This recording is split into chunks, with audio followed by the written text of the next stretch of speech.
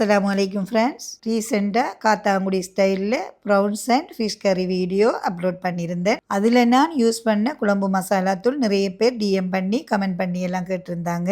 எனக்கு எங்கள் அம்மா சொல்லி தந்த அதே ரேஷியோவில் யூனிக்கான டேஸ்ட் அண்ட் அரோமாவோட இருக்கிற இந்த சீக்ரெட் மசாலா தூள் எப்படி செய்கிறேன்னு பார்க்கலாமா? ஃபர்ஸ்ட் ஆஃப் ஆல் உங்கள் எல்லாரையும் இந்த மசாலா பவுடர் ரெசிபிக்கு வெயிட் பண்ண வச்சதுக்கு சாரி கேட்டுக்கிறேன்.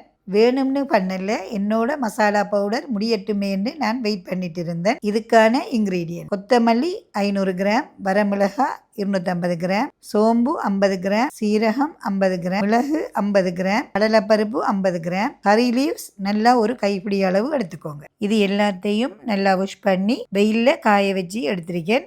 இது எல்லாத்தையும் தனித்தனியாக வாசம் வரும் வரைக்கும் ட்ரை ரோஸ்ட் பண்ணி எடுத்துக்கோங்க. இதுக்கு 50 கிராம் கட்டி மஞ்சள் தான் சேர்க்கணும். நான் வீட்டிலேயே கிரைண்ட் பண்ணுறதால 50 கிராம் மஞ்சள் தூளை எடுத்திருக்கேன். நீங்கள் கிரைண்டிங் மில்லில் கொடுத்தெடுக்கிறேன்டா கட்டி மஞ்சள் சேர்த்துக்கோங்க. இப்போது இது எல்லாத்தையும் கிரைண்ட் பண்ணி எடுத்தா நம்மளோட குழம்பு மசாலா தூள் மணக்க ரெடி.